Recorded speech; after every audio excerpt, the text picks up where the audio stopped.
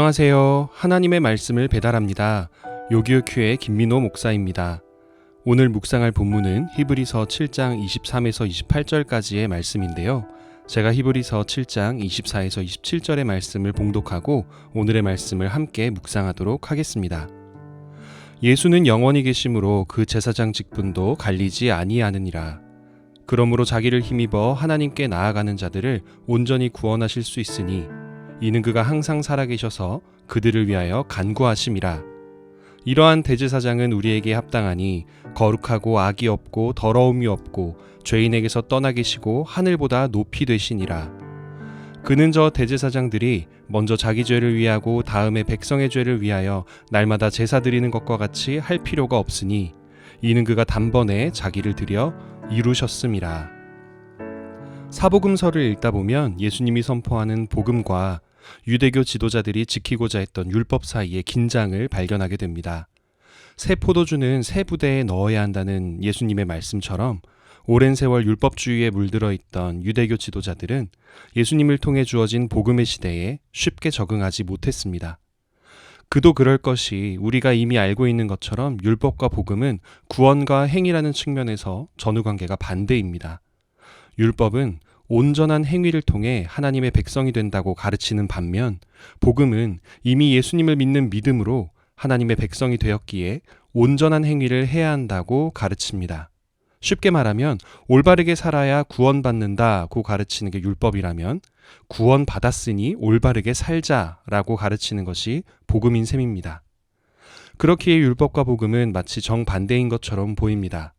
하지만 깊이 들어가 보면 사실은 율법의 완성이신 예수님이라는 큰 전환점이 있었을 뿐이지 율법이나 복음이나 그 근본적인 원리는 같습니다. 죄의 대가는 죽음이고 생명은 생명으로만 대신할 수 있다는 것입니다. 구약 성서의 시대에 사람들은 율법을 완벽하게 지켜야 했지만 그럴 수 없었기에 죄를 지을 때마다 동물을 바치는 희생제사로 자신의 죄를 용서받았습니다. 죄의 결과는 죽음이고 생명은 다른 생명으로만 대신할 수 있었기 때문입니다. 신약 성서의 시대에도 여전히 예수님의 십자가 희생이라는 희생제사가 있습니다. 구약 성서 시대의 제사장들이 동물의 제사를 드려 사람들의 죄를 대신하게 했던 것과 마찬가지입니다.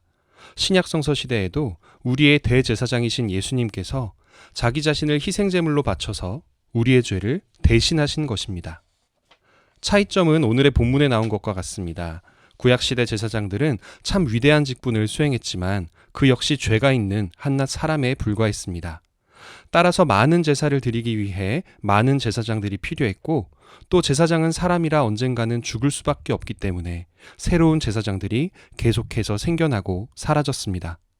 그런데 우리의 대제사장이신 예수님은 영원하시고 모든 곳에서 모든 이들과 함께 하실 수 있으므로 예수님은 한 분이면 충분한 것입니다. 그리고 구약시대에는 반복적으로 짓는 죄들을 모두 용서받기 위해 동물의 제사를 반복적으로 드려야 했습니다. 하지만 우리의 희생제물이 되신 예수님은 단 한 번의 희생으로 과거와 현재와 미래의 전 세계의 모든 죄들을 대신하셨습니다. 따라서 더 이상 제물도 제사도 제사장 직분도 필요가 없어진 것입니다. 예수님께서는 그 누구도 할 수 없는 오직 예수님만이 하실 수 있는 일을 하셨습니다. 바로 십자가에서의 대속사역입니다. 그 결과로 우리는 구원을 받았습니다. 우리는 우리를 위해 대신 죽으신 예수님, 우리의 중보자가 되셔서 하나님과 우리가 하나 되게 해주신 그 예수님 덕분에 더 이상 율법에 얽매이지 않게 되었습니다. 그런데 이처럼 참된 자유와 구원이 값없이 주어졌다는 사실 때문에 죄를 짓기를 두려워하지 않는 잘못된 태도를 지니게 된 건 역시 사실입니다. 죄를 짓고 제물을 바치는 이의 마음을 한번 상상해 봅시다. 어떤 사람이 죄를 지었음을 깨닫습니다. 그래서 자신의 죄를 대신할 양, 자신이 기르던 양들 중 가장 순전하고 흠이 없는 아름답고 예쁘고 귀여운 양을 고릅니다. 그리고는 제물로 바쳐질 것이라는 사실도 모른 채 해맑게 주인을 따라오는 양과 함께 짧으면 몇 시간, 길면 며칠을 함께 걸어서 제사장에게로 갑니다. 제사장 앞에서 그 양의 머리에 안수하며 자신의 죄를 고백하고 이어서 양이 자신의 죄 때문에 피를 흘리며 죽어 각이 떠지는 모습을 봅니다. 이 모든 과정을 경험한 사람은 적어도 한동안은 죄를 짓지 못할 것입니다. 자신의 죄의 대가가 얼마나 참혹한지를 보았기 때문입니다. 예수님께서 십자가에서 하신 일도 사실 이와 같습니다. 오히려 가장 오랫동안 고통스럽고 치욕스럽게 죽는 십자가 형틀에서 돌아가셨기에 양들의 죽음보다 더 참혹합니다. 그런데 예수님께서 우리가 태어나기도 전에 우리 눈앞이 아닌 먼 과거에 희생제물로 돌아가셨다는 사실, 직접 보지 못했다는 사실 때문에 그 죄와 대속의 무게감을 느끼지 못하고 있는 것은 아닐까요? 예수님께서는 자신이 십자가 죽음을 경험할 것을 미리 아셨습니다. 제자들에게 떡과 포도주를 주며 이는 너희를 위해 찢기는 내 살이고 너희를 위해 흘리는 내 피라고 말씀을 하셨습니다. 그렇습니다. 우리의 육체가 매일 밥을 먹고 물을 마셔야 살 수 있듯이 우리의 영은 예수님의 살과 피를 먹고 마셨기에 영원한 생명을 얻은 것입니다. 예수님은 우리에게 영원한 생명을 주시기 위해 우리의 참된 양식, 참된 생수가 되셨습니다. 우리는 예수님을 잡아먹고 생명을 유지하는 사람들입니다. 이 사실을 기억하지 않는다면 예수님의 사랑 가득한 십자가 희생은 우리 인생에서 너무나 가볍고 초라한 것이 됩니다.